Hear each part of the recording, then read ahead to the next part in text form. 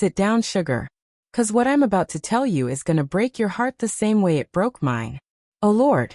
I still remember that morning like it was yesterday. The phone rang at 6:17 a.m. And when I picked it up, my daughter's voice came through, cold, flat, like she was reading from a grocery list. Mama, don't come over anymore.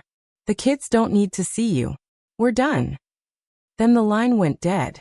No explanation. No goodbye. Just gone. My name is Evelyn Marie Thompson, but most folks in our little town just call me Evie. I'm 57 years young. Though these aching knees and the silver in my hair try to tell me different. I worked 32 years at the county library, shelving books, helping kids with homework, saving every extra penny for the grandbabies I knew were coming. I raised my daughter Sarah alone after her daddy passed. Lord rest his soul. Poured every ounce of love I had into that girl. Bandaged her knees, cheered at her recitals, cried with her through her divorce.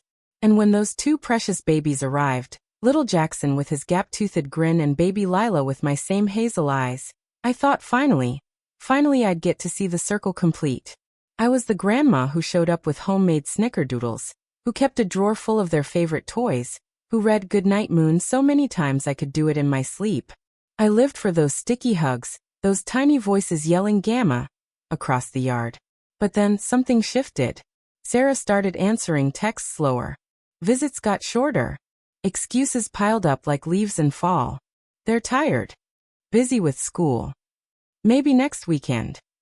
Until next weekend never came. I tried calling. I tried knocking.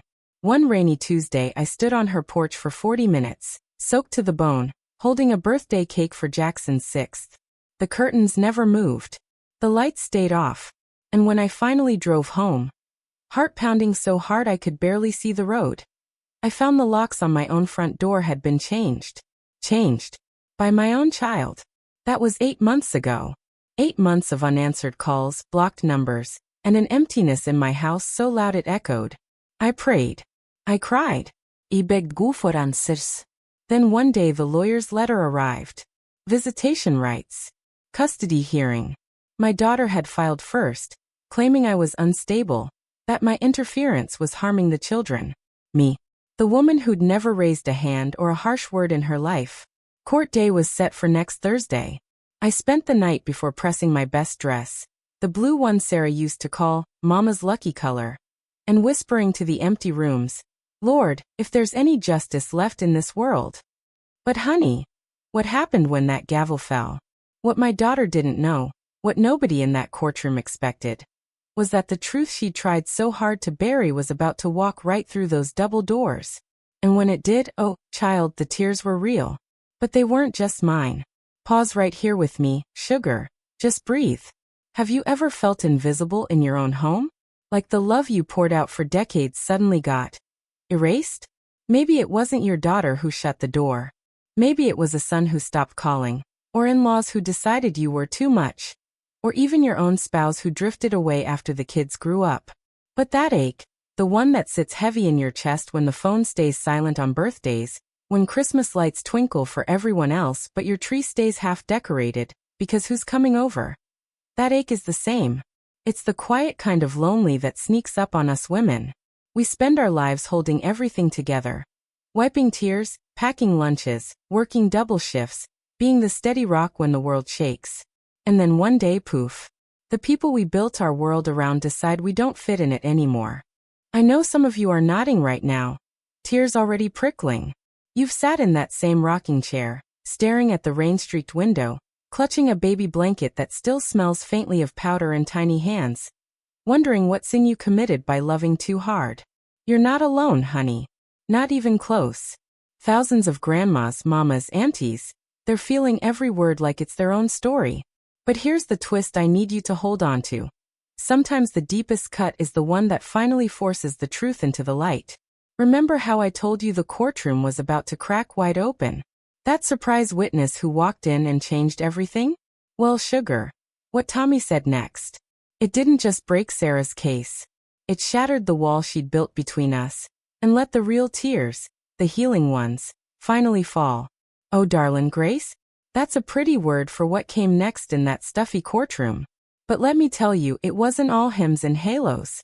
When Tommy took that stand, his boots scuffing the polished floor, the scent of stale coffee and old wood hanging thick in the air, the truth didn't just trickle out.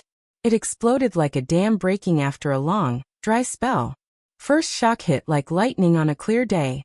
Tommy cleared his throat, papers rustling in his calloused hands. Emails he'd printed, timestamps glaring like accusations. Derek ain't just some smooth talker with a tech job, he growled.